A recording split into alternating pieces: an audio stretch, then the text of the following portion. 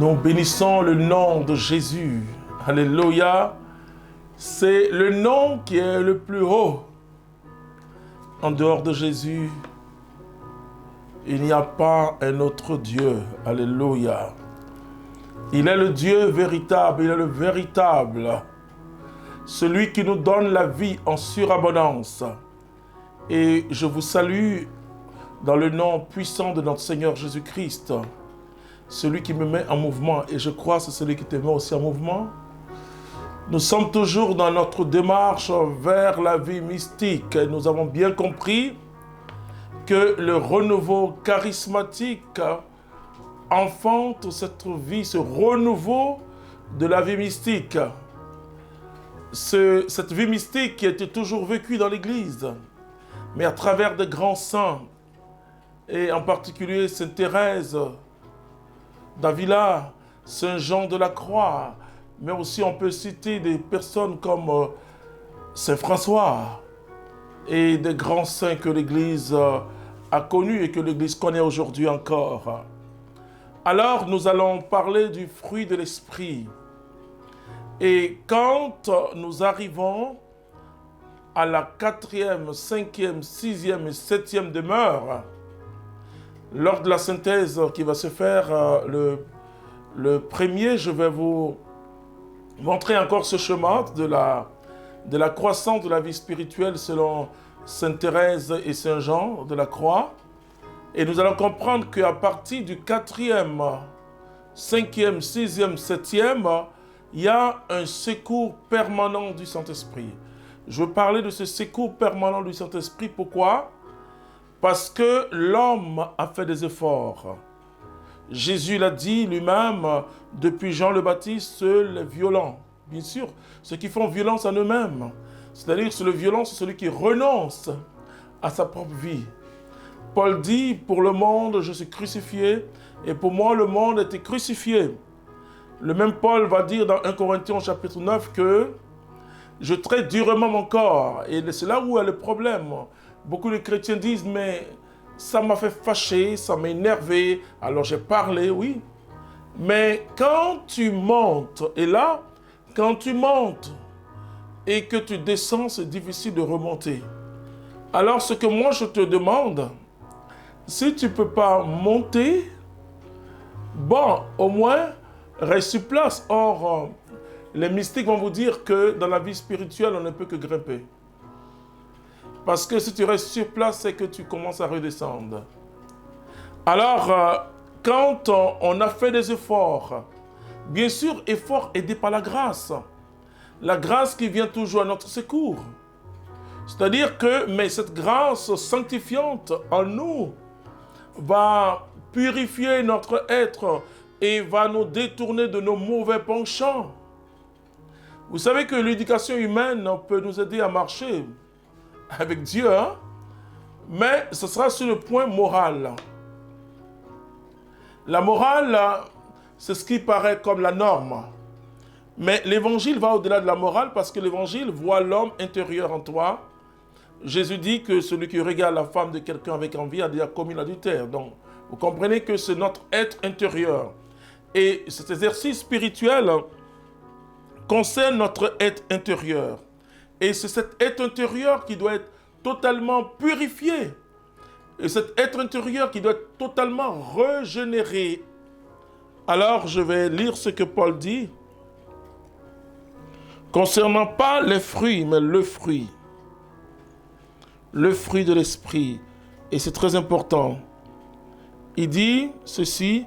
Mais le fruit de l'esprit est charité, joie, paix, longanimité, serviabilité, bonté, confiance dans les autres, douceur, maîtrise de soi. Contre de telles choses, il n'y a pas de loi. Or, ceux qui appartiennent au Christ, au Jésus, ont crucifié la chair avec ses passions et ses convoitises.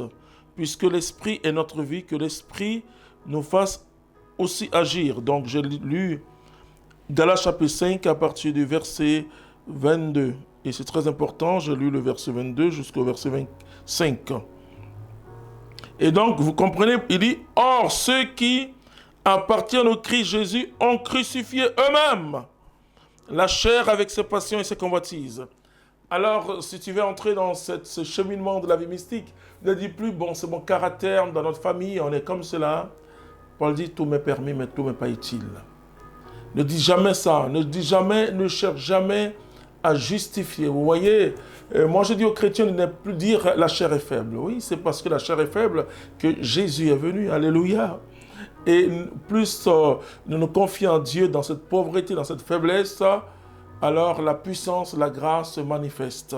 Mais si tu dis que la chair est faible et que jamais tu remets cette fragilité entre les mains de Dieu, je dis la couronne d'épines de Jésus, et c'était une couronne difficile à porter, oui, mais c'est nos péchés que Jésus continue à porter. Et qu'est-ce qu'on peut offrir à Dieu si ce n'est nos fragilités? Tu n'as pas la capacité humaine par toi-même, sans la grâce, de vivre une vie chrétienne agréable. Quand je dis une vie chrétienne agréable, je veux dire dans la sainteté, dans la blancheur même de Dieu. Et il faut le secours du Saint-Esprit. Mais il faut ta participation. Vous voyez, je mets un accent sur les dons de sanctification dans cet enseignement de tout à l'heure, maintenant. Parce que vous pouvez avoir toutes sortes de charismes. Le problème, c'est que comme il n'y a plus de recherche de la sainteté, alors vous voyez des gens qui ont des charismes et qui dérapent dans tous les sens. Mais parce que le charisme ne te sanctifie pas, ce n'est pas possible. Le charisme est un don de service, un don d'édification. Oh, le charisme, laisse-moi te dire, sers les autres. Ok? Sers les autres. Le charisme ne te sanctifie pas, sauf si tu as compris le message de l'Évangile. Le message de l'Évangile, j'aime beaucoup Jean le Baptiste qui dit que je diminue afin que lui grandisse. Et que je diminue afin que lui grandisse. Tu ne dois pas faire écran à Jésus, tu ne dois pas faire une barrière, tu ne dois pas être une barrière. De toute manière, il est Seigneur. Sans toi, il est Seigneur. Mais tu dois confesser qu'il est ton Seigneur à toi. Et pour cela, tu dois t'abaisser. Chercher à ressembler à Dieu, c'est très important. Alors, je vais mettre l'accent sur le fruit de l'esprit. Quand l'âme a fait tous ses efforts, et je vous l'ai dit que l'âme est le siège de notre volonté, de notre libre arbitre. Donc, et souvent, on se dit, écoute, c'est plus fort que moi. Non, rien n'est plus fort que toi. Et surtout si tu es chrétien. Parce que Jésus a vaincu le démon. Et si le chrétien se confie réellement à Dieu, vous voyez, je parle l'autre jour, de tous ces scandales aujourd'hui, on a l'impression que trois choses, le sexe, l'argent, et le pouvoir et l'orgueil, enfin. Mais écoute, c'est pas greffé dans ta nature humaine. La nature humaine, elle était sainte. Nous avons été créés immaculée conception, c'est-à-dire créés sans péché. Cette image que Marie, Dieu montre Marie à l'humanité pour nous dire qu'au commencement, nous étions comme Marie. Immaculée conception. Et c'est pourquoi elle a la nouvelle Ève. Pas cette Ève qui a mangé le fruit interdit. Marie est toute offerte à Dieu, totalement, dans un abandon extraordinaire. Et l'abaissement est un acte très difficile. Parce que quand tu t'abaisses, le mouvement pour s'abaisser est plus difficile que le mouvement pour se lever. Et pourtant, nous devons nous abaisser puisque Jésus s'est abaissé, c'est la kénose. Il s'est abaissé. Oui, il n'a même pas revendiqué le rang qui le galait à Dieu. C'est extraordinaire. Il s'est abaissé et pire, je le dirais, il est devenu esclave. Reconnu dans un corps humain, Jésus de Nazareth n'a pas revendiqué le rang qu'il égalait à Dieu. Il s'est abaissé devenant obéissant. L'obéissance est l'acte le plus religieux qu'un homme puisse poser. Ça, il faut vous souvenir de ça. Et parce que tout le jugement de Dieu, il dira, beaucoup diront, Seigneur, en ton nom, j'ai guéri les malades, en ton nom, j'ai fait des miracles. Il dit, je ne vous connais pas, vous qui commettez l'iniquité. Il dit, c'est pas tous ceux qui m'appellent Seigneur, Seigneur, qui entreront dans le royaume, mais c'est ceux qui pratiquent ma parole. Ça veut dire l'obéissance. Et l'obéissance est ce qui provoque la bénédiction. Et quand nous lisons Deutéronome au chapitre 28, et nous prenons à partir du verset 1 au verset 14, on nous parle de bénédiction de Dieu. Mais si tu obéis à ma parole, si tu obéis, bien sûr, cette obéissance est extraordinaire parce qu'elle est aidée par la grâce. Par nous-mêmes, nous ne sommes pas capables d'obéir. Parce que obéir, ce n'est pas simplement faire ce que je veux, ou bien trier dans la parole de Dieu, prendre ce qui m'arrange. Obéir, c'est vraiment s'abandonner à Dieu et proclamer par son comportement que Jésus est mon Seigneur, est ton Seigneur. C'est très important. Et c'est pourquoi il vous faut être accompagné.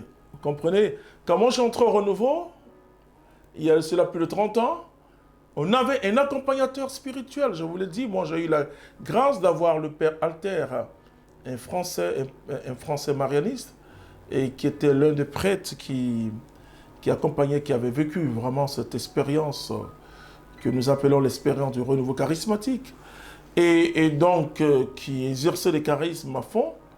Il m'a accompagné, j'ai été aussi accompagné par Jean Plia, en tant que personne mariée. On a besoin, frères et sœurs, d'accompagnateurs, d'aînés, c'est très important. Et dans cette vie mystique, ce cheminement, tu as besoin d'être accompagné. Comment choisir son accompagnateur? Et celui qui n'a jamais été accompagné ne peut pas accompagner. Ton accompagnateur peut être un prêtre, un religieux, un laïc, peu importe. Mais il faut que cette personne ait une expérience des voies mystiques, des voies spirituelles. Parce que dans la croissance de l'âme vers Dieu, vers ce qu'on appelle le mariage mystique, il peut y avoir des crises. Il peut y avoir des crises. Il y a des personnes qui découvrent qu'elles sont tellement, que le péché est tellement dans leur vie qu'elles veulent se décourager. J'ai dit non. Au contraire, plus tu t'avances vers Dieu, qu'est-ce que tu vois? Deux choses. La grandeur de Dieu et ta pauvreté, ta faiblesse. Tu vois la grandeur de Dieu. Et plus tu vois cette grandeur de Dieu, tu te rends compte que tu es faible. Vous comprenez pourquoi on ne peut pas voler la gloire à Dieu? Ce n'est pas possible. Ce n'est pas possible. Parce que plus tu t'approches du Seigneur, les autres vont dire, oh, tu es saint, mais tu te reconnais comme pécheur. À cause de cette blancheur sans tache. Et alors tu vois, et quand tu t'affonds de cette lumière, et tu commences à voir les toutes petites taches qui sont sur ton corps, sur ta chemise, et plus tu t'avances, tu ne peux plus condamner les autres. Et tu préfères enlever la poudre qui est dans tes yeux que d'enlever la paille qui est dans l'œil de ton frère. Tu ne juges plus, tu ne condamnes plus. Et parce que tu as la crainte du Seigneur qui est le commencement de la sagesse. Et c'est pourquoi ce sont les dons de sanctification dont nous parle le prophète Isaïe. Je vais essayer de vous aider à comprendre. J'invite, frères et sœurs, les gens à être très charismatiques. Mais il faut que les charismes soient plongés dans une vie mystique. Sinon, c'est grave. Sinon, tu vas déraper, tôt ou tard. Si tu crois que ce sont des galants, et d'ailleurs, je partageais cela à quelqu'un, je dis, écoute, c'est pénible pour moi, hein. Surtout quand je sais que tout le monde s'attend au miracle. Moi, j'aime enseigner. Et dernièrement, à Paris, un frère me dit, écoute, est-ce que c'est toi? Est-ce que c'est toi? Il dit, Jésus lui-même, il savait que les gens entendaient les miracles, il faisait des miracles. Mais c'est Jésus qui travaille en toi. Je me suis confessé, j'ai dit à Dieu, ok, je te demande pardon. Je vais enseigner, je veux que le peuple puisse t'aimer, mais Seigneur, toi tu aimes le peuple. Alléluia. C'est très important. Celui qui nous a aimés le premier, hein. Alors vous comprenez que après 30 ans de vie spirituelle, on peut cafouiller quoi. Voilà, on peut. Et c'est ça. Donc le Saint-Esprit, par ce frère, m'a aidé à comprendre que Jésus lui-même dans sa pastorat, et les gens venaient, il les guérissait. Donc c'est Jésus, à travers nous, qui continue à guérir. Pourtant, j'aime bien quand les chrétiens cherchent véritablement Dieu par la conversion. Ésaïe 11, un rejeton sortira de la source de Jessé. insurgent poussera de ses racines. Sur lui reposera l'esprit de Yahvé, esprit de sagesse et d'intelligence. Vous savez, les pères de l'Église disent que le plus grand don, c'est la sagesse. Et c'est ce don intéressant. La sagesse touche notre façon de réfléchir et de voir les choses, touche notre analyse des choses. Et Paul dit que cette sagesse de Dieu est une folie pour ceux qui se perdent. Et Dieu nous donne aussi l'esprit d'intelligence extraordinaire. Esprit de sagesse et d'intelligence, esprit de conseil et de force, esprit de connaissance et de crainte de Yahvé. Son inspiration est dans la crainte de Yahvé. Et vous voyez après, il va parler, il va dire, le loup habitera avec l'agneau, la panthère se couchera avec le chevreau. C'est-à-dire que ces dons de sanctification sont des dons majeurs que moi j'appelle les dons hiérarchiques. Majeurs pour notre vie chrétienne. Là, ça concerne notre relation avec Dieu, la sanctification. Et sans la sanctification, nul ne verra Dieu. Comprenez? Et donc, quand vous vivez des dons, vous avez le caractère de Jésus en vous. Vous voyez, le loup et l'agneau peuvent habiter. Et c'est pourquoi le résumé de la vie spirituelle, c'est l'amour. Ouais. Celui qui dit qu'il aime Dieu et qui ne voit pas qu'il n'aime pas son frère est un archi-menteur. C'est que tu n'as jamais aimé Dieu. Tu aimes la religion. Peut-être que tu aimes être catholique ou tu aimes être baptiste ou protestant. Tu aimes tout ce qui se fait là-bas. On prie pour les gens, c'est bien. Mais tu n'aimes pas Dieu. Parce que si tu aimes Dieu, oh là là, tu aimeras ton prochain. Et pas comme toi-même, mais plus que toi-même. C'est ça, c'est ce que Jésus apporte. Alors, Paul nous parle du fruit, pas des fruits, mais le fruit parce que c'est vraiment le résultat de notre vie dans l'esprit. Le résultat de notre vie dans l'esprit, c'est que nous portons le fruit de l'esprit. Avant, je parlais des fruits de l'esprit. Un jour, une sœur, c'est la sœur, ma fille Géné, elle préparait son concert, que je lui ai donné même le thème. Et elle me dit, papa, est-ce que tu sais que c'est pas le fruit, mais c'est le fruit. Je dis, bon. Effectivement, c'est le fruit, alors j'ai compris après que c'est un tout. Un tout, Dieu nous donne de porter le fruit de l'esprit. Alors, il va mettre l'accent sur ça, et alors je vais vous lire et je vais vous décrire un peu les fruits. Le fruit, voilà, vous voyez, je dis encore les fruits. La joie, la charité, il commence par charité. La charité, c'est le vécu de l'amour. Voilà. La charité, c'est la manifestation de l'amour. L'amour de Dieu a été répandu dans nos cœurs par le Saint-Esprit. Romains chapitre 5, verset 5. Je me souviens, quelques mois après ma conversion, je demandais à Dieu, donne-moi l'amour, donne-moi l'amour. Et Dieu m'a dit, vis l'amour, vis l'amour, vis l'amour. Vous voyez? Ah oui, chacun de nous, frères et sœurs, a reçu l'amour de Dieu qui a été répandu dans son cœur par le Saint-Esprit. Maintenant, c'est vivre, c'est l'amour en action, en acte, si vous voulez. Pas simplement en puissance, c'est ça qu'on appelle la charité. C'est la visibilité de l'amour. Il y en a qui disent, non, mais moi j'aime. Mais Christ n'a pas que aimé. Il a prouvé qu'il nous aime. En se donnant pour nous, c'est très important. La paix, la joie et la paix, ça c'est le signe que tu vis dans l'Esprit Saint. Quels que soient les événements de ta vie, tu gardes cette joie et cette paix. La joie, c'est le parfum de la vie mystique. La paix, c'est le séjour, le lieu où on peut s'asseoir. On est assis, on baigne dans la paix de Christ. Alléluia. Longanimité, serviabilité, bonté, confiance dans les autres, douceur, maîtrise de soi. Contre de telles choses, il n'y a pas de loi. Oui, parce que toutes ces choses-là, même celui qui est féticheur, même celui qui est devin, sorcier, il peut vous apprécier par le fruit, puisque vous êtes une personne trempée de la présence de Dieu. Voilà. Et ça, c'est le résultat. Les dons de sanctification sont très intérieurs. Hein? Très intérieurs. Et les sacrements, surtout le sacrement du baptême, nous aident à vivre cela grâce à la grâce, voilà, sanctifiante qui est en nous. Et cette grâce sanctifiante, cette grâce habituelle, nous aide, c'est comme une marque, un tampon de Dieu dans notre âme et nous aide à vivre selon les dons de sanctification. Mais pour cela, il faut une vie de prière. Il faut la grâce actuelle. Il faut une vie de prière, une vie chrétienne qui va permettre à toutes ces grâces reçues de s'émanciper, entre guillemets, en vous. Et d'exploser, si vous voulez, et de prendre tout votre être, de prendre votre intelligence, de renouveler votre intelligence et de vous éduquer à la manière de Dieu, parce que le Saint-Esprit est un éducateur. Et le Saint-Esprit vient nous éduquer.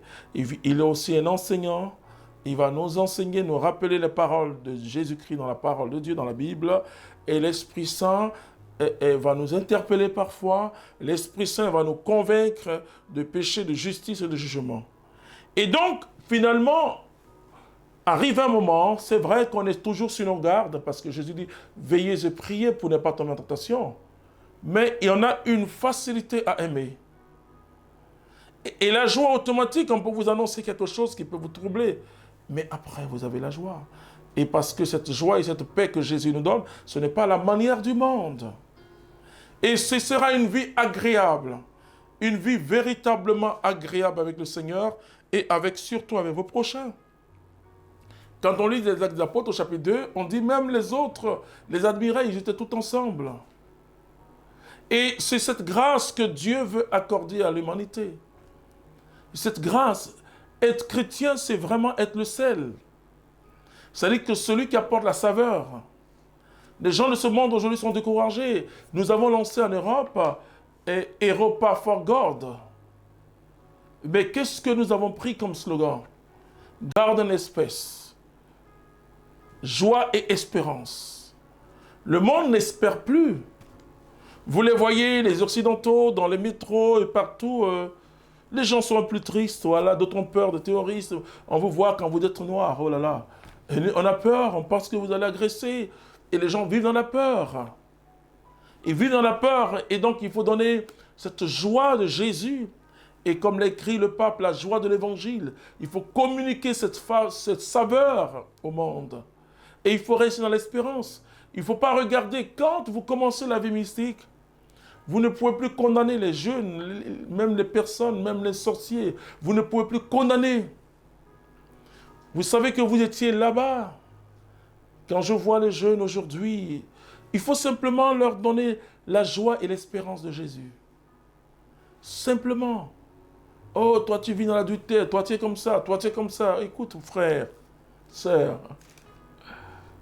nous étions là où ils sont. Et Jésus est venu nous sauver. Et finalement, quand vous grandissez dans la vie mystique, dans cette intimité avec Jésus, vous considérez les autres supérieurs à vous. Combien dans les communautés, dans les paroisses, dans les diocèses, nous cherchons parfois des postes. Oui, on m'a affecté là, et chez nous ça se fait aussi. On ne m'a pas affecté ici, on m'a affecté là. Écoute, si tu es chrétien, au contraire, c'est le lieu le plus difficile que tu vas demander à Dieu. Tu vas dire à Dieu, là où il n'y a pas la joie, permettre que je mette la joie. Vous vous souvenez de cette grande prière de Saint François? Là où il y a la désolation, que je mette la tranquillité, la paix.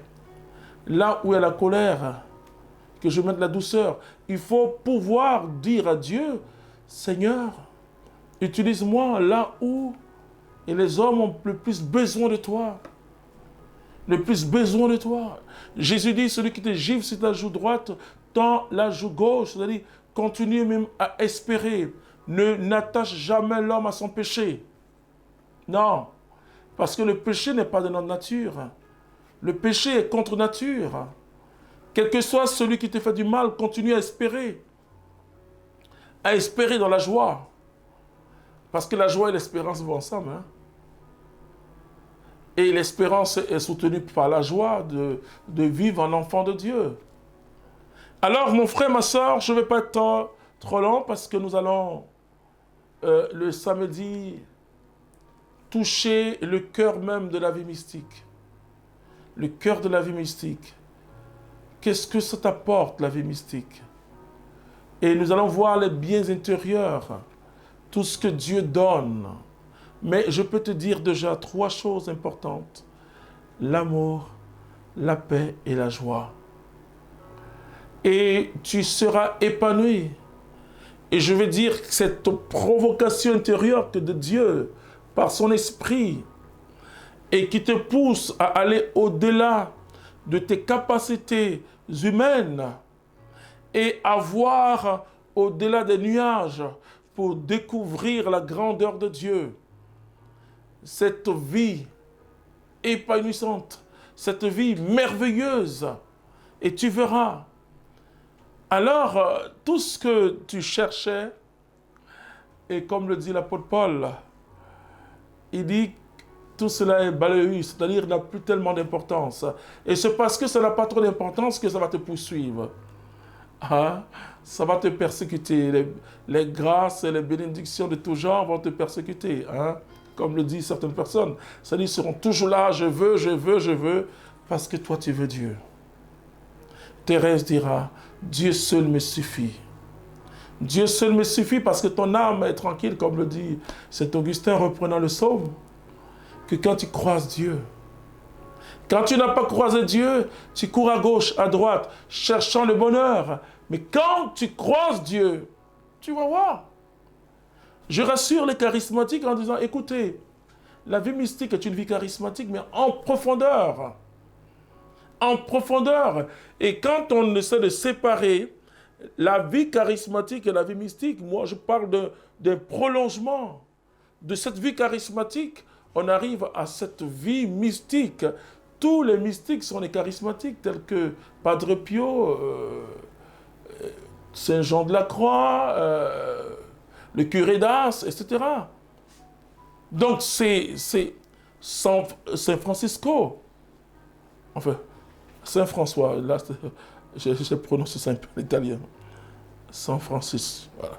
Saint François et va t'aider dans cette marche de la vie mystique à comprendre que Saint François regarde, il regarde l'ours et l'ours se met en genoux. Et il parlait aux circonstances. Et dans l'hymne à l'univers, c'est extraordinaire. Alors tu verras que la puissance de Dieu va couler en toi. Mais la différence, c'est que c'est pas ça qui t'attire. C'est ça qui va attirer les gens vers toi. Mais toi, c'est la proximité avec Dieu. C'est tes temps personnels. Tes temps personnels. Dans ce face-à-face avec Dieu chaque jour. Et arrivé un moment, le monde devient pour toi le temple. Comme le dit Jésus.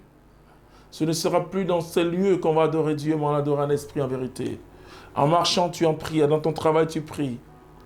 Et c'est extraordinaire. Ce n'est pas dit que tu t'arrêtes. Non. Parce que tu le fais tout dans l'esprit de Dieu. Je dis toujours aux gens qui travaillent, qui nous disent, j'ai pris Dieu pour être en plein temps. Je dis, mais tu es déjà en plein temps. Ton travail est une mission. C'est une mission, c'est parce que tu ne comprends pas bien. Ton travail est une mission parce que tu fais progresser l'humanité, tu fais progresser la nation. Nous sommes tous en plein temps. On n'a pas les mêmes fonctions, il n'y a pas de problème. Mais on est tous en plein temps. Pour le Seigneur, depuis ton baptême, là, tu ne sais pas que tu es en plein temps pour le Seigneur et que tu ne vis plus pour toi-même, tu dois vivre. Et c'est parce que, effectivement, nous avons un regard assez fou. Combien de laïcs pensent que eux, leur rôle, c'est de chercher l'argent, c'est de faire des choses, avoir beaucoup d'enfants et puis beaucoup de biens, alors ils sont heureux. Non, je te dis, laisse-moi te dire, mon frère, ma soeur, tu es envoyé par Dieu aussi. Le mot laïque veut dire chrétien en mission dans le monde, Laos. C'est très important dans le peuple de Dieu. Tu es en mission. Hein? Un laïc, ce n'est pas celui qui n'est pas baptisé. C'est le baptisé qui est laïque. Et il est en mission. Or, Jésus a dit, allez par le monde entier. Donc, il ne faut pas m'envier pour dire, écoute, toi tu es en plein temps, et puis les gens disent, non, non, ce n'est pas comme ça on sert Dieu. On sert Dieu, écoute-moi bien, par un appel précis et une tâche aussi précise. Si Dieu te dit d'être mécanicien d'avion, parce que si tu ne travailles pas bien, moi je suis en danger. Quand je prends, donc tu travailles pour Dieu. Si Dieu te dit d'être médecin, écoute, ne dis pas, ah Seigneur, moi je vais être en plein temps, je veux. Non, écoute, en plein temps, ça veut dire quoi? Depuis le baptême, tu es en plein temps. Tu es capable de la vie mystique. C'est parce qu'une certaine conception du catholicisme a fait croire à beaucoup de personnes que ceux qui sont appelés, ce sont les prêtres, la religion. Non, ils ont un appel particulier. Un appel particulier dans une fonction particulière. Mais toi aussi, tu es appelé. Tu es appelé. Si tu es plombier, écoute, mais tu permets aux familles d'avoir de l'eau. Donc, chacun est utile là où il est, mais il faut travailler avec Dieu. Donc, la vie mystique, ce n'est pas se retrait dans un monastère simplement. Prier, prier, prier, prier, prier. D'ailleurs, les moines ne prient pas, prient pas, prient pas. Tout devient prière. Ils travaillent. Tu comprends? Dans les communautés, nous travaillons. Hein? Ceux qui sont ici avec moi, ils sont au travail. Donc, on travaille pour le Seigneur. Que celui qui prêche ne se croit pas plus grand que celui qui place les chaises. C'est ce que Paul dit. Nous devons apprendre à connaître Dieu. Alors, on va prier, mon frère, ma sœur.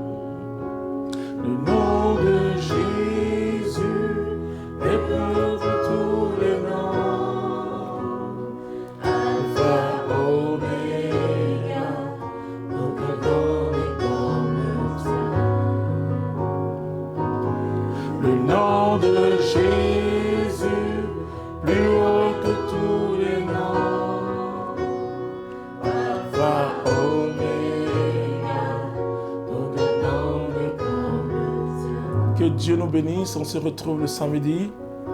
Shalom. Amen.